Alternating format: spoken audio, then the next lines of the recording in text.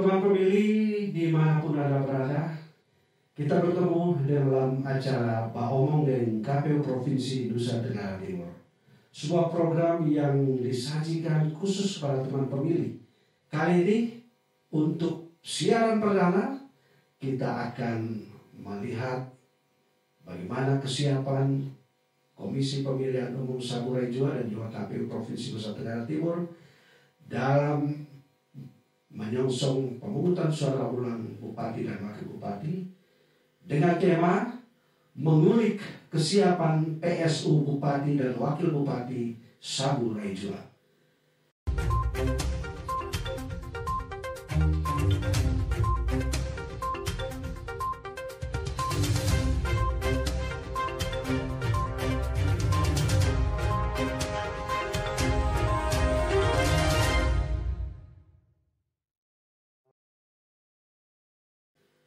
Teman pemilih, bersama saya sudah hadir para narasumber.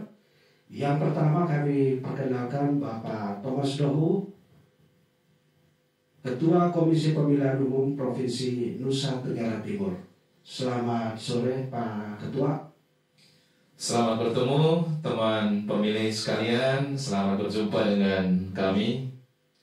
Terima kasih sudah hadir dan kita akan mengulik sejauh mana kesiapan KPU Provinsi Nusa Tenggara Timur. Dan di dalam ruangan ini juga sudah hadir rekan saya Pak Alpius Sabah, Koordinator Divisi Program dan Data. Pak Al, selamat sore. Salam sehat, salam ketemu Bapak Yos. Ya, dan izinkan saya untuk memandu ini dengan membuka masker. Kami sudah mencoba untuk menjaga jarak. Sebelum masuk juga kami sudah melakukan semua protokol kesehatan. Baik, teman pemilih, kita akan memulai dengan sebuah pertanyaan. Ini yang dikhawatirkan oleh semua masyarakat Indonesia, khususnya di Nusa Tenggara Timur dan lebih khusus lagi di Saburai Jua. Pak Ketua, persoalan di Saburai Jua, apakah bisa diceritakan mengapa sampai terjadi? Baik, kalau kita flashback ya, proses yang telah terjadi, yang telah kita lakukan selama ini, khususnya pelaksanaan pemilihan di Kabupaten Saburai Jua, itu baru kita melihat bahwa terjadi permasalahan setelah seluruh tahapan pemilihannya selesai. Seluruh tahapan pemilihan selesai ditandai dengan KPU Kabupaten melakukan penetapan pasangan calon terpilih. Dan itu dilakukan oleh KPU Saburai Jua. Pasca penetapan dimaksud, baru kita mendapat informasi dari KPU Saburai Jua bahwa terjadi permasalahan terkait salah satu pasangan calon yang pada akhirnya proses itu diteruskan oleh pasangan calon nomor urut 1 dan nomor urut 3 ke Mahkamah Konstitusi mulai bulan Februari tahun 2021. Dan ini hal baru. Karena apa? Karena biasanya permasalahan yang disampaikan kepada Mahkamah Konstitusi itu setelah tahapan rekapitulasi, yaitu bulan Desember tahun 2020. Tetapi yang terjadi ini, permasalahan yang terjadi di Kabupaten Saburai Jua dibawa ke Mahkamah Konstitusi setelah seluruh tahapan selesai, yaitu mulai bulan Februari tahun 2021. Ya, itu artinya ada hal yang lain dari proses yang ada. Dari aturan yang ada, seharusnya berapa hari atau bagaimana waktunya untuk dilakukan gugatan PHP. Ya, penjelasan faktual tadi sepertinya sudah melampaui waktunya. Nah, apakah boleh terjadi dan bagaimana seharusnya ditindaklanjuti oleh KPU provinsi dan juga KPU kabupaten? Kalau kita mengacu kepada peraturan Mahkamah Konstitusi untuk penyelesaian perselisihan hasil pemilihan, sebagaimana yang kita sudah bahas sebelumnya, aturannya memang 3 hari setelah penetapan keputusan rekapitulasi penghitungan suara di tingkat kabupaten.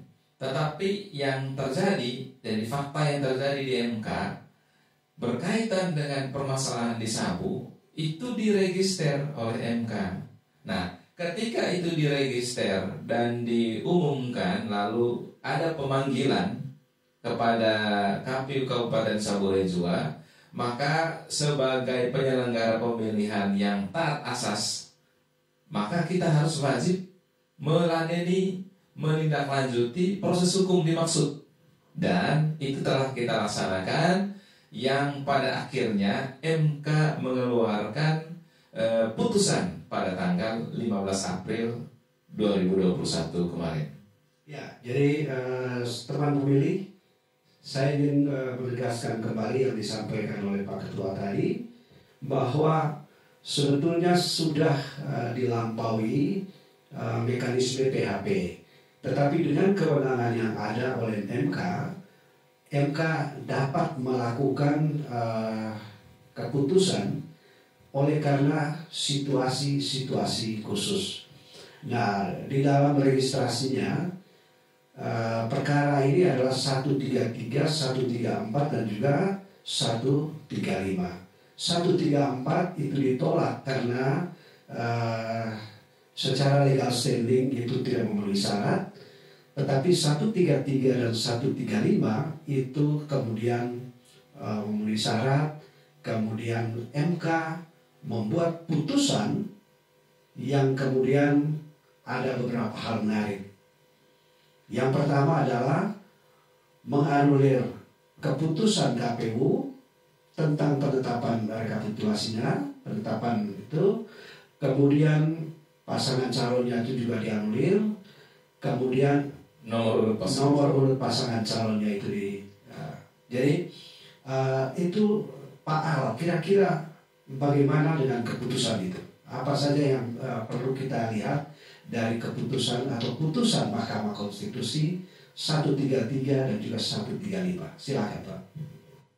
Baik, terima kasih Pak Bios. Jadi pada prinsipnya KPU Sabu Rejua sebagai eksekutor di tingkat bawah berada pada posisi siap untuk mengeksekusi setiap amar putusan MK, tentu dengan mencermati poin per poin amar putusan, di mana ada proses keputusan pembatalan SK KPU, ada juga pembatalan yang hanya khusus menyangkut pasangan calon nomor 2. Jadi keseluruhannya akan ditindaklanjuti dengan pembuatan keputusan penetapan calon dengan tidak merubah nomor urut. Jadi akan ditetapkan lagi kemudian penetapan calon untuk peserta PSU hanya paslon nomor 1 dan nomor 3. Berkaitan dengan itu, ke sini kita sudah berjalan memproses. Sehari setelah pembacaan putusan kita sudah langsung mengeksekusi itu, dan semua tentu saja tetap di bawah arahan hierarki KPU dan KPU Provinsi NTT. Demikian. Ya, mungkin Pak Tom bisa menambahkan putusan 133 dan 135, poin apa saja yang penting dari situ? Iya, sebagaimana yang disampaikan tadi bahwa putusan MK bagi penyelenggara itu bersifat final dan mengikat dan wajib untuk dilaksanakan. Kalau kita membahas tentang putusan itu, ada beberapa poin yang pada intinya membatalkan semua keputusan yang telah ditetapkan oleh KPU Sabu Rejua, mulai dari keputusan penetapan rekapitulasi hasil pemilihan, lalu keputusan penetapan pasangan calon sebagai peserta pemilihan, lalu keputusan penetapan nomor urut pasangan calon, dan terakhir adalah keputusan penetapan calon terpilih.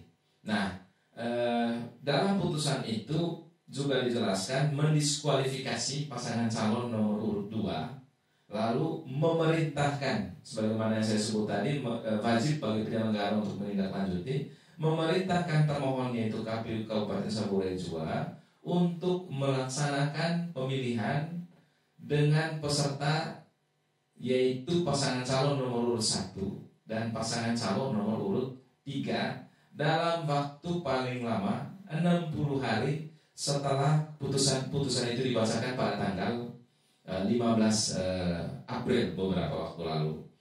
Dan setelah putusan itu dibacakan, KPU Kabupaten Saburai Jua langsung berkoordinasi bersama KPU Provinsi dan KPU RI untuk membahas persiapan awal tindak lanjut itu. Dan itu sudah mulai, nanti akan kita diskusikan lagi karena setelah tanggal 15 April beberapa waktu lalu dan saat ini sudah tanggal 5 Mei, artinya sudah kurang lebih 20 hari masa-masa persiapan itu sudah kita lakukan.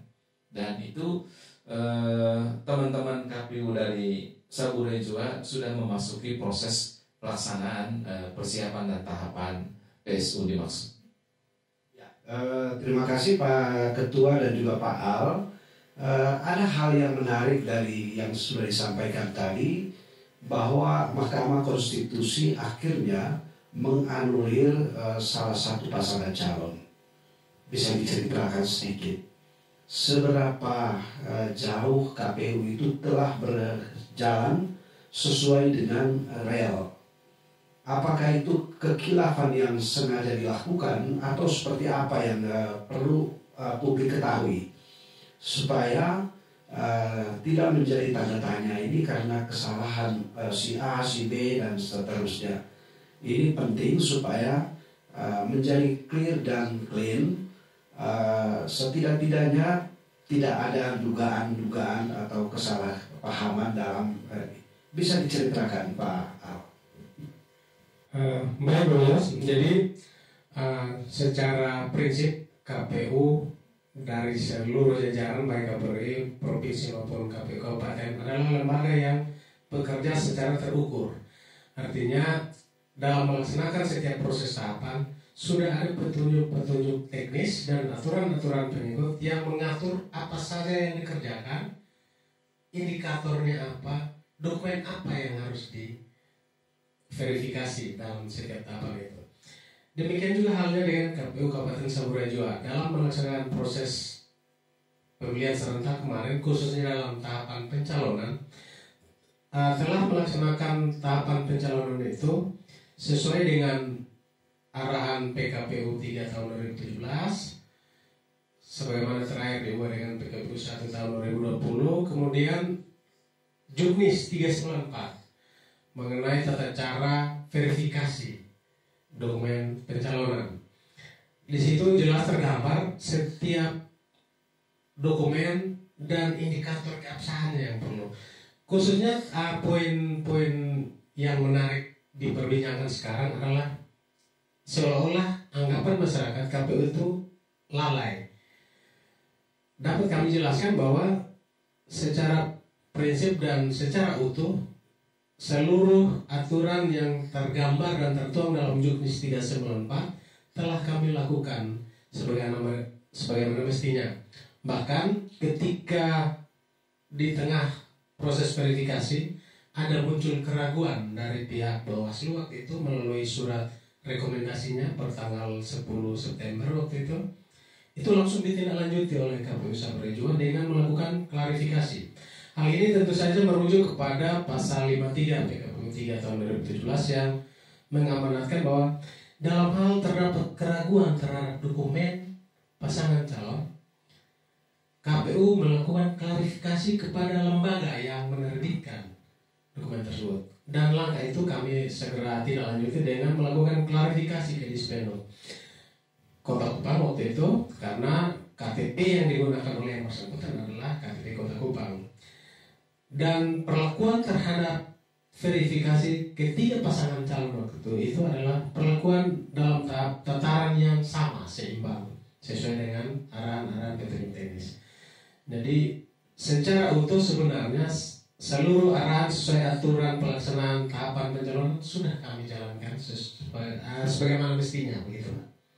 Baik, Pak Ketua ingin menambahkan dari proses yang ada itu, apakah KPU sudah berjalan on the track atau masih ada catatan? Ya, sama seperti yang disampaikan oleh Pak Albinus bahwa secara mekanisme prosedur dan tata cara teman-teman sudah sangat terikat dengan mekanisme peraturan dan juknis, dan itu juga di bawah arahan supervisi monitoring KPU provinsi.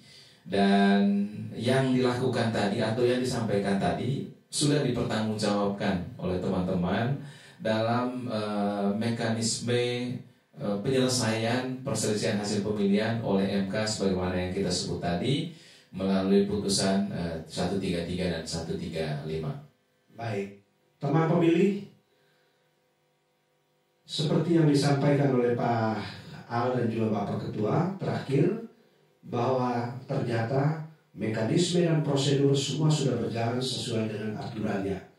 Karena itu sikap yang tadi terungkap bahwa apapun putusan dari KPU, dari Mahkamah Konstitusi siap dieksekusi karena menurut Pak Ketua tadi sifatnya adalah final and binding.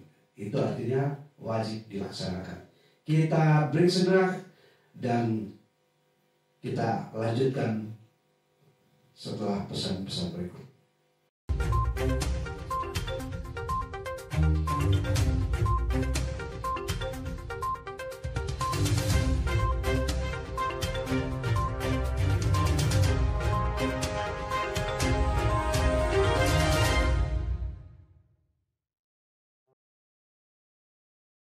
Teman pemilih, kita lanjutkan dalam acara Pak Omong dan KPU Provinsi Nusa Tenggara Timur.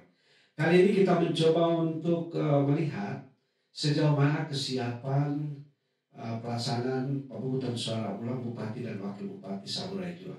Tentu KPU dengan jajarannya sudah memberikan perintah, kemudian arahan dan seterusnya.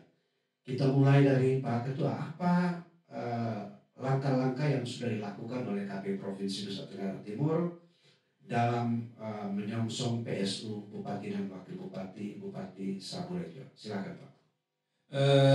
Baik teman pemilih dimanapun Anda berada, KPU Provinsi setelah mengikuti atau bersama-sama dengan KPU Saburai Jua mengikuti pembacaan putusan pada tanggal 15 April beberapa waktu lalu. Pada saat itu juga langsung berkoordinasi bersama KPU RI di Jakarta, dan teman-teman sudah mendapat arahan apa yang harus dilakukan dalam rangka pelaksanaan PSU dimaksud.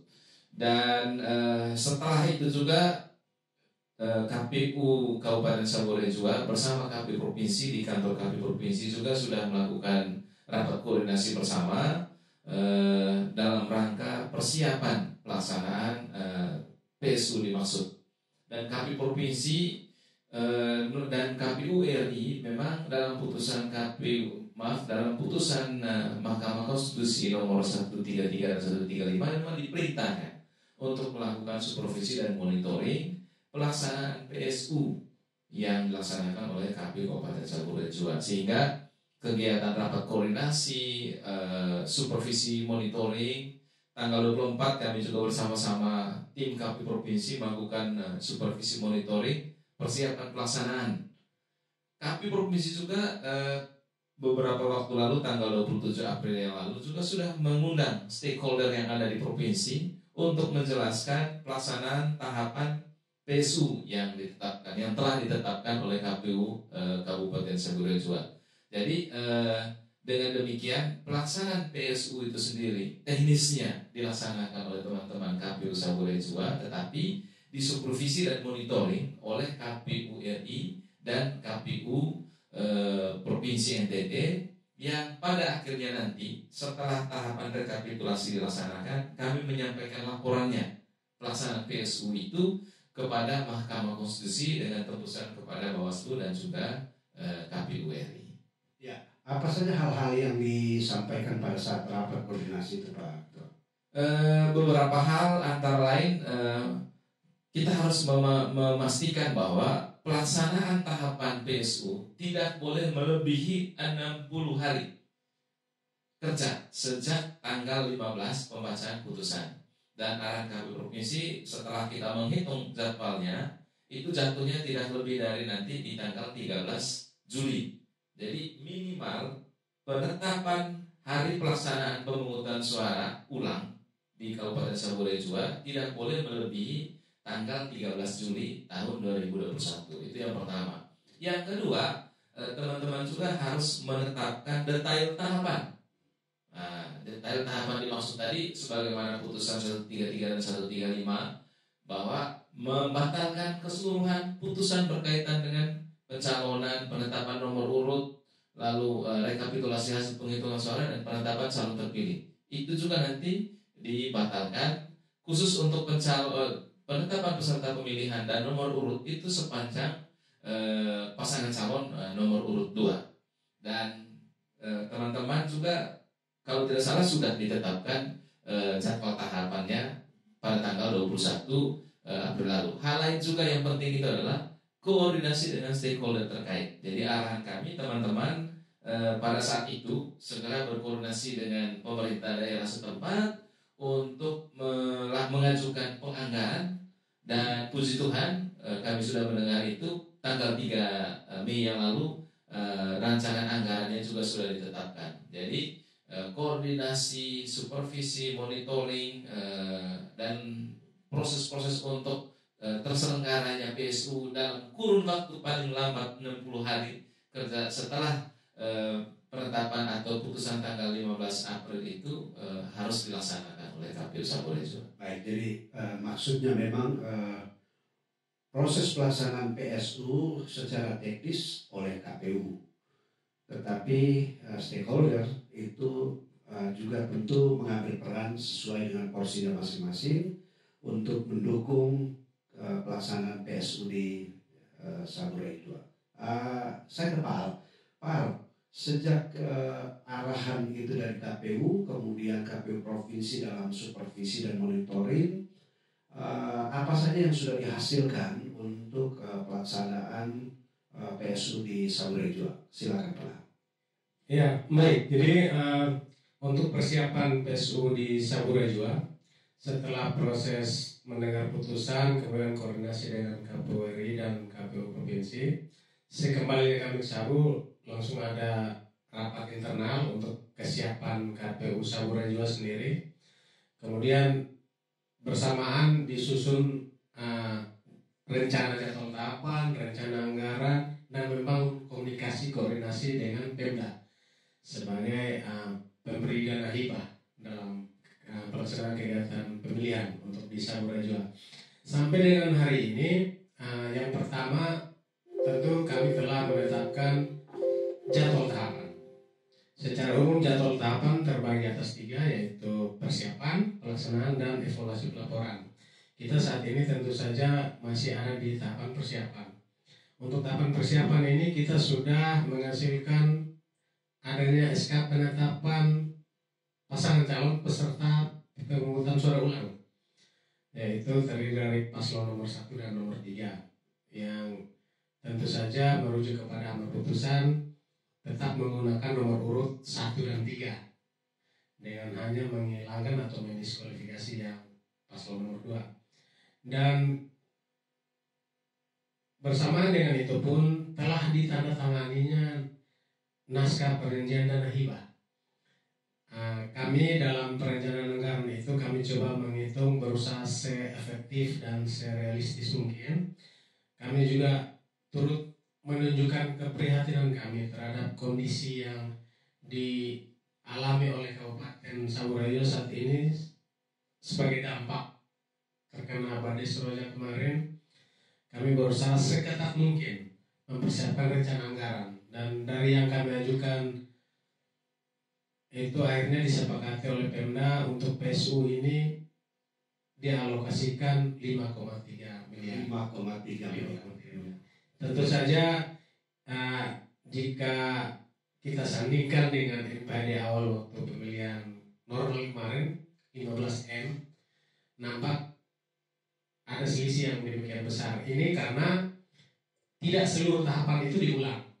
Jadi untuk PSU ini yang diulang fokusnya cuma ada di area penyiapan logistik dan pelaksanaan pemungutan suara, termasuk di dalamnya perekrutan etok dengan metode pengaktifan kembali. Jadi kampanye pun tidak ada lagi, Pak.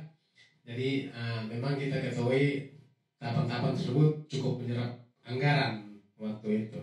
Namun dengan berkurangnya tahapan yang harus kita laksanakan, anggaran yang dibutuhkan pun tidak sebesar NPD sebelumnya. Kira-kira sementara sampai di situ sambil kita sedang menyiapkan sosialisasi, rencana-rencana kerja, bahkan kita sudah melaksanakan rakor dengan stakeholder, dengan Pemda, kepolisian, Bawaslu, ya.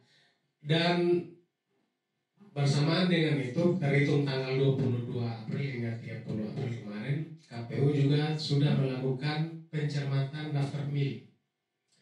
Ini sebagai pelaksanaan terhadap amanat PSU, di mana yang memiliki hak pilih kali ini untuk PSU adalah setiap pemilih yang terdaftar dalam DPT di pemilihan serentak kemarin dan pemilih tambahan atau DPTB, pemilih yang menggunakan KTP pada tanggal 9 Desember kemarin yang belum terdaftar dalam DPT. Jadi sebagai gambaran bahwa DPT kita pemilihan kemarin itu 54.546 pemilih dan DPTB kita ada 577 pemilih. Terhadap jumlah pemilih ini kami melakukan pencermatan agar memastikan bahwa apakah dari DPTB ini ada tidak yang sudah terdaftar dalam DPT. Jika sudah, maka dikembalikan ke DPT. Maka kita juga nanti lewat jajaran kami mengarahkan kami yang kemarin pindah memilih DPP, kita akan kembali lagi memilih sesuai TPS-nya masing-masing. Jadi memang ada proses yang kita lakukan dengan satu prinsip dasar bahwa tidak ada pemutahiran data pemilih. Kita hanya melakukan pencermatan terhadap daftar pemilih yang menggunakan hak pilih kemarin di 9 Desember dengan menggunakan KTP untuk memastikan mereka juga mendapat undangan CP Pertuan untuk PSU kali ini. Kira-kira itu. Dari jadwal dan tahapan tadi, kapan hari pemungutan suara itu akan terjadi? Ya, jadi dalam sesuai dengan SK penetapan jadwal tahapan, hari H pemungutan suara itu jatuh pada hari Rabu tanggal 7 Juli tahun 2021. Jadi tidak keluar dari perintah Mahkamah Konstitusi ya, sebagaimana yang disampaikan Pak Tom tadi, bahwa selambat-lambatnya 13 Juli. Tanggal Paling lama 13 Juli dilaksanakan pemungutan suara ulangnya. Sedangkan rekapitulasi masih boleh di atas tanggal itu. Oke. Pak Al, saya kepingin untuk tentang bagaimana penyelenggara ad hoc. Penyelenggara ad hoc itu sebetulnya seperti apa ya? Siapa saja yang boleh dan tidak boleh untuk dilibatkan? PPK, kemudian PPS, dan bagaimana cara mengaktifkan kembali? Silakan Pak.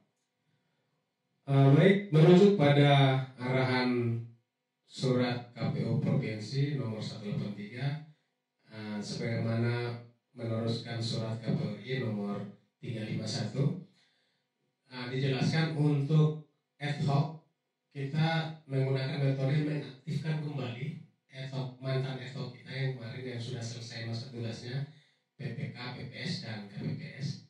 Dan pengaktifan kembali ini dilakukan evaluasi bila mana ditemukan ada yang tidak lagi memenuhi syarat. Misalnya kemarin kita ambil contoh ada PPS kami yang meninggal, ada yang ternyata mereka tidak bersedia lagi karena saat ini ada yang sudah bekerja sebagai polisi, ada yang pindah ke luar daerah karena mendapat pekerjaan di tempat lain. Jadi terhadap mereka yang tidak bisa lagi, kita akan melakukan evaluasi. Dan untuk PPK PPS, karena di perekrutan kemarin itu ada cadangan nomor urut sekiannya, itu kita bisa aktifkan mereka sebagai pengganti.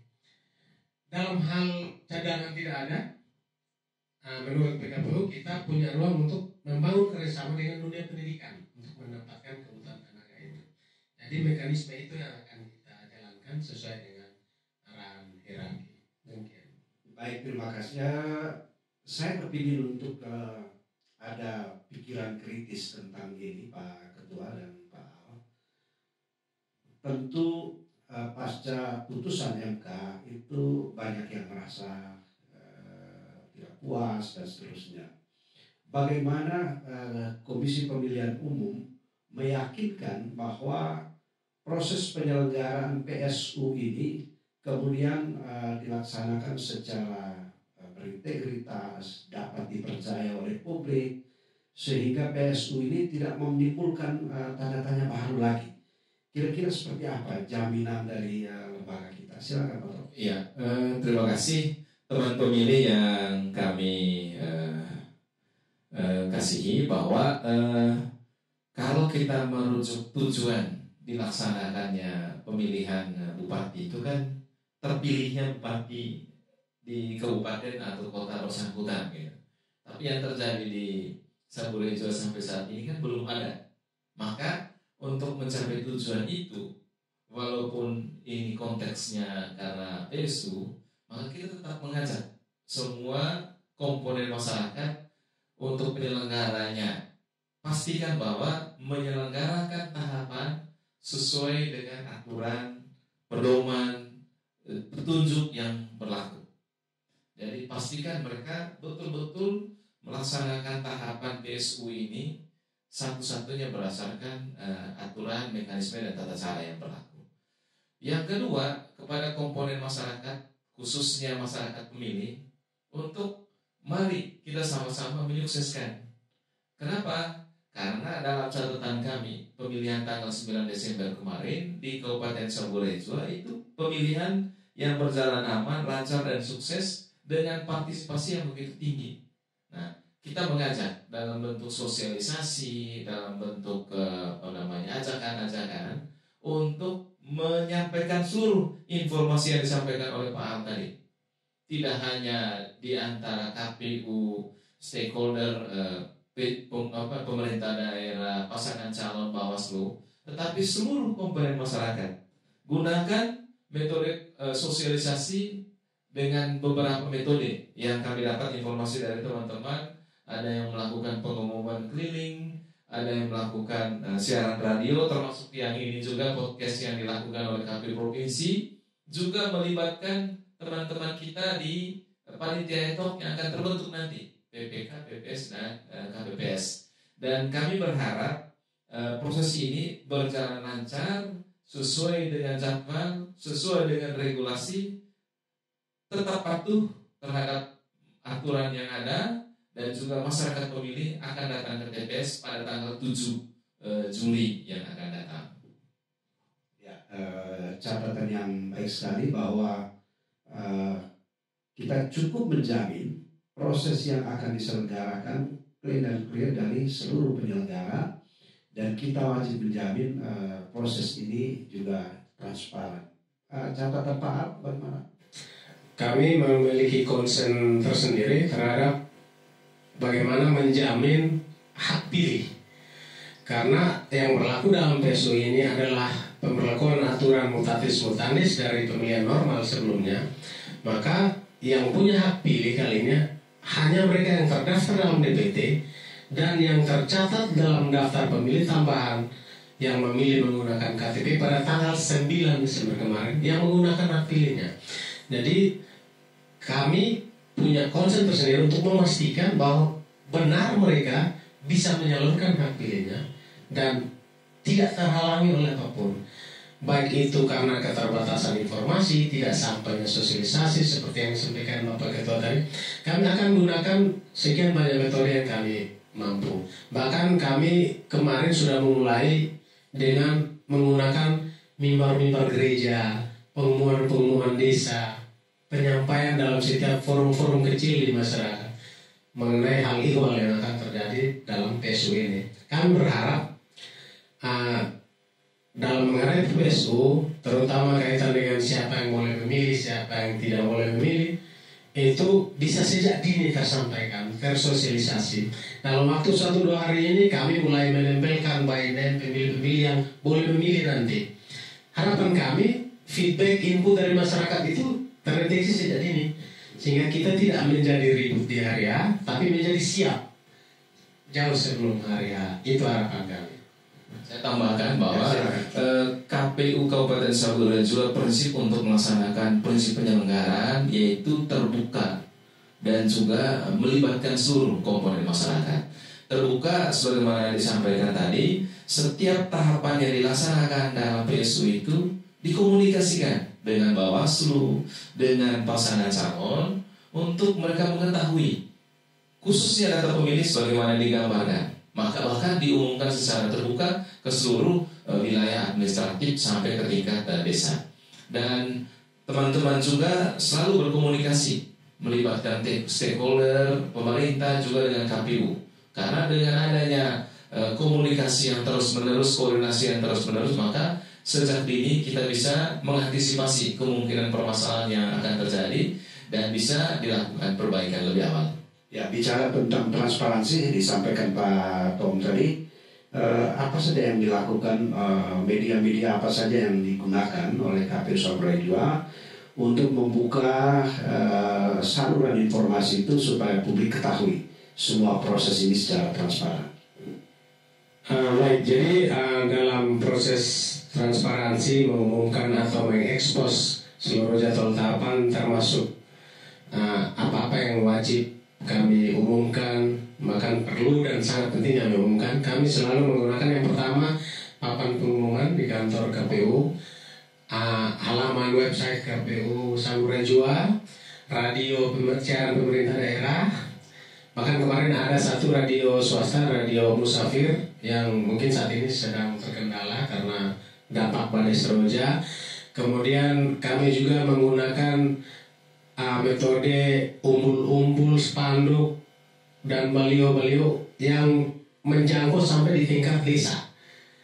Setiap desa ada spanduk dan baliho yang menyampaikan informasi, ikut mensosialisasi, dan juga ada media-media online lokal yang selalu secara rutin menyambangi kami untuk mendapatkan informasi, berbagi informasi, membuka.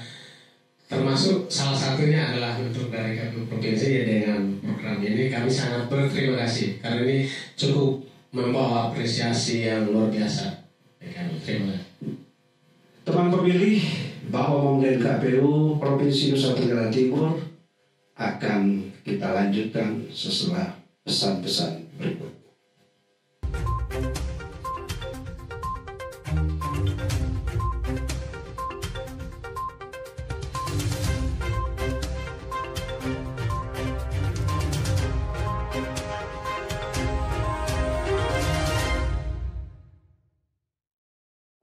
Teman pemilih, Bayangong dan KPU Provinsi Nusa Tenggara Timur, kita lanjutkan. Seluruh proses sudah digambarkan dalam tema besar kita, yaitu mengulik kesiapan PSU Bupati dan Wakil Bupati Samudra Jua, mulai dari tahapan, kemudian bagaimana jaminan itu dibuat oleh penyelenggara. Yang sekarang kita ingin dengar closing statement, kira-kira dari pandangan Bapak berdua, apa yang ingin bisa ajarkan, bisa bergasan-bergasan. Kita mulai dari Pak Tom, silakan. Ya, teman pemilih yang kami kasihi, kita sudah mendengar bahwa berkaitan dengan PSU, KPU Samudra Jua sudah siap dan telah menetapkan jadwal tahapan. Dari jadwal tahapan itu juga mereka sudah memastikan bahwa anggarannya itu sudah ada. Lalu tahapan penetapan peserta pemilihan juga sudah dilakukan. Lalu pencermatan data pemilih juga sudah dilakukan. Tinggal sekarang bagaimana mempersiapkan logistiknya, penetapan panitia ad hoc-nya, lalu pelaksanaan pemungutan suaranya. Untuk itu sekali lagi kami sebagai hierarkis di tingkat provinsi tetap berkomitmen untuk menyukseskan penyelenggaraan PSU di Kabupaten Saburai Jua, memastikan tahapannya terselenggara sesuai dengan jadwal, memastikan bahwa KPU Saburai Jua juga tetap berintegritas, tetap profesional dalam melaksanakan tugas, dan tetap terbuka kepada publik, menginformasikan semua kegiatannya kepada publik, sehingga pelaksanaan PSU nanti dapat berjalan lancar, aman, dan sukses. Amin. Silakan Pak. Iya, sebagai penyelenggara teknis, KPU Saburai Jua tentu berharap terutama kepada teman pemilih masyarakat Saburai Jua. Kami berharap saat ini kita jangan lagi ada di koridor berpikir kenapa PSU, tapi kita sudah harus ada di tataran berpikir bagaimana PSU ini harus bisa menyelesaikan kebutuhan kita saat ini. Kita butuh bupati terpilih yang kita hasilkan dari pesta demokrasi ini. Mari kita sama-sama bahu-membahu saling melengkapi untuk menyukseskan PSU ini. Kita tentu sangat berharap tidak ada PSU di atas PSU. Kita sangat berharap PSU ini akan menghasilkan yang terbaik dari putra-putra terbaik Saburai Jua yang akan tampil nanti. Harapan kami, jauhi diri dari ajakan-ajakan negatif, terutama ajakan golput dan lain-lain. Jauhkan semua itu. Mari kita sebagai penentu dari kita, oleh kita, dan untuk kita, mari kita tentukan nasib Kabupaten Saburai Jua. Terima kasih. Baik, terima kasih teman pemilih dimanapun menyaksikan acara ini.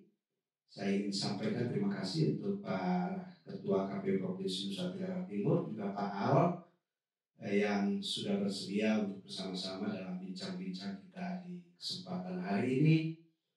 Teman pemilih, badai seroja sudah berlalu, meskipun masih menyisakan banyak masalah, tetapi kami sangat yakin bahwa karena badainya berlalu, kita cepat harus pulih.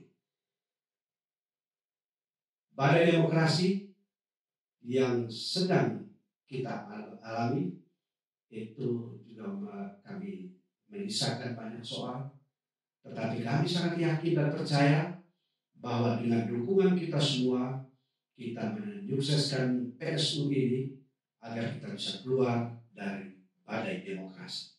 Saya Yosafat, Pak Omong dan KPU Provinsi, sampai jumpa di lain kesempatan. Terima kasih.